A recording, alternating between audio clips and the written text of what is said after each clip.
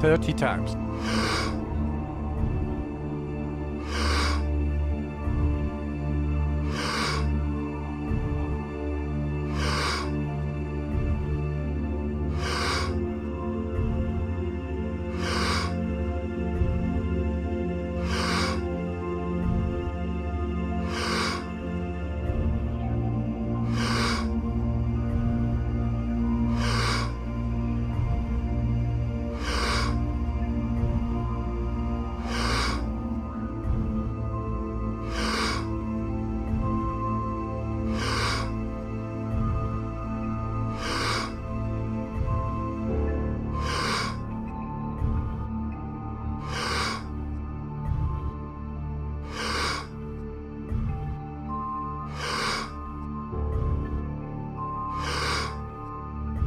Ten times more.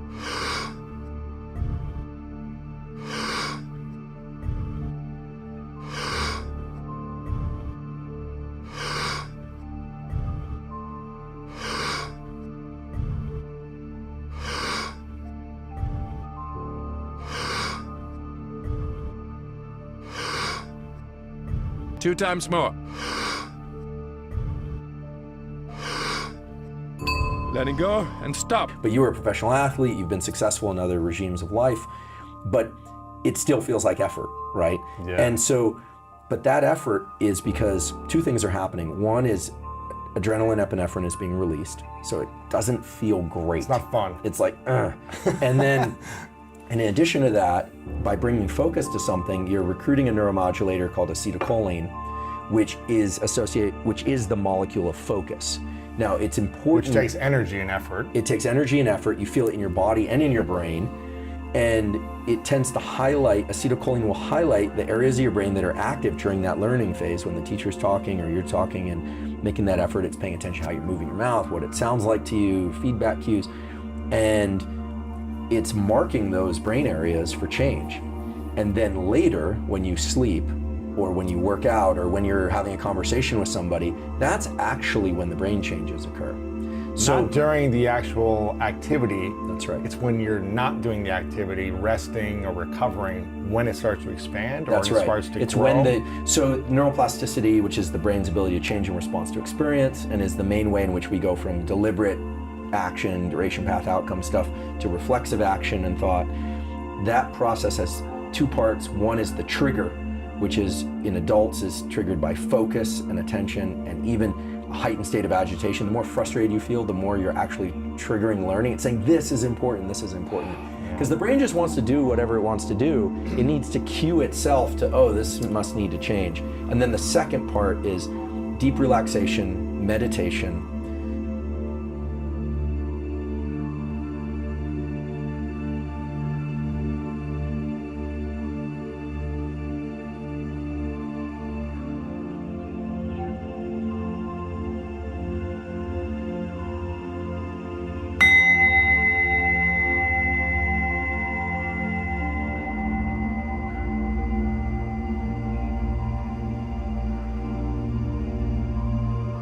Thirty times.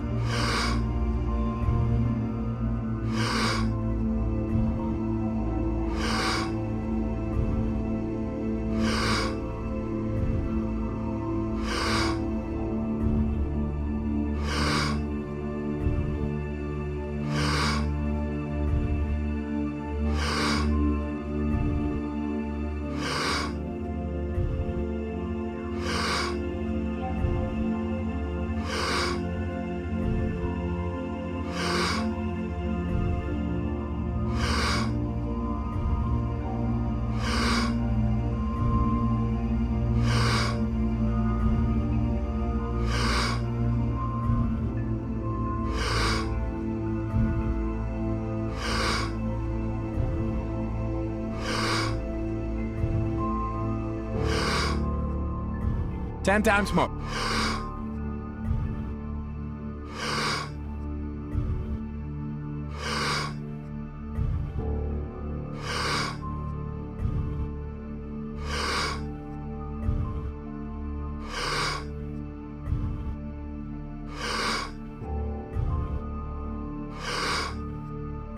Two times more. letting go, and stop. In particular, a form of meditation called yoga nidra, which we could talk about, but forms of deep relaxation, deep sleep, like slow wave sleep. That's when the connections between neurons, called synapses, actually get stronger. That's when the connections that you don't want get removed. And that's also in certain cases where you get new neurons actually born in your brain to help these circuits speak Spanish. This is why in sports growing up, I remember I would go to like basketball camps in the summer and I'd always learn new footwork. And I always just wanted to be like the fancy guy doing like whatever, finger roll layups or something as a kid. But then we would go to these basketball camps and we'd just work on the fundamentals and the footwork and like all this different stuff. And I remember being in the moment, it being very frustrating and challenging. I was like, I don't get this. And I would suck at it. But then the next day I would come back and I would all of a sudden like have it after a few times of doing it. But I never learned how to do it in the moment. It was always like, okay, I might have got it once, but then I fumbled on it. It was the next day or the next few days where it's like, oh, I can do this. It just shows up. It shows up. It just shows up. And that's because when the mind is able to relax, it's then making the connections on how to do that thing. Yeah, so in deep sleep and rest is when the connections actually get built up. It's sort of like with resistance training, right? The gym is a little misleading, resistance training, because people get the famous pump, and so they get a visual glimpse into what they might look like later. But then, of course, it goes back down, right? But actual hypertrophy, the enlargement of the muscle fibers and the strengthening of the neural connections to those fibers is later when you sleep. So it's the same thing with neuroplasticity. Yeah.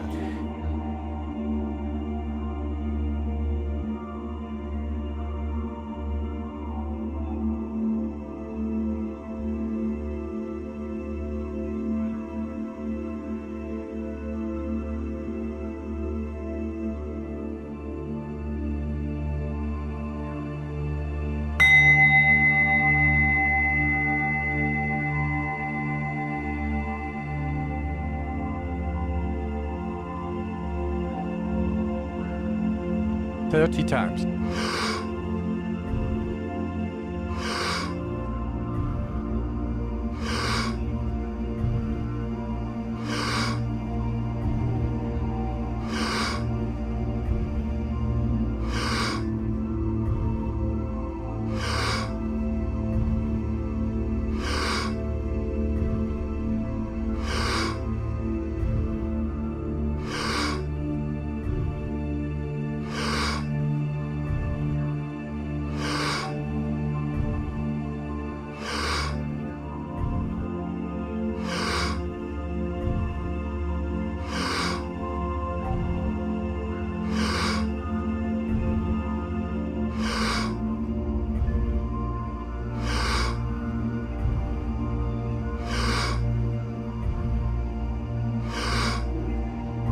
Ten times more.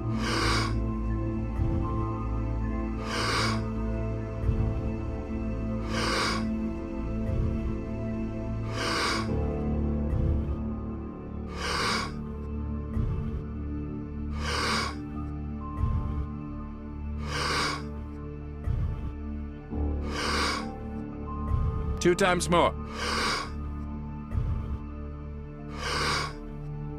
Letting go and stop. How important is it for us to constantly be learning and challenging our mind the older we get? Well, I believe it's very important for living a full life.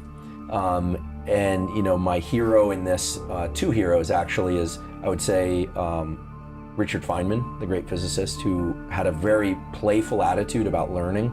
That's one thing that I really should illustrate. If you are in frustration and strain, just have fun. A sense of play is great, because in play you have focus, you have intention and alertness, and it keeps you light enough that there's that dopamine release. Dopamine is released in play for a reason, because kids and animals, young animals and young children, learn social interactions through play. Yeah. A puppy bites another puppy, and the puppy barks out loud. That's why they have those sharp puppy teeth, to say that's too much of a bite. Then they play a little bit more. They're finding the boundaries. They're finding the limits to which they can use physical force for hurting another or just for playing. They learn soft bite.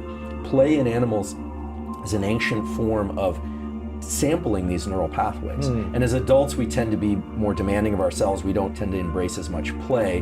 Richard Feynman is somebody who really incorporated a lot of play into his adult life. He learned how to in addition to being a Nobel Prize winning physicist, he also played bongo drums. He learned how to sketch and paint late in his life. He did float tanks. He was kind of a wild man, but he had a lot of fun, and he was a lifetime learner. So I think it's important because it's a great way to learn dopamine release, Right. And it's a great way to expand one's experience of life.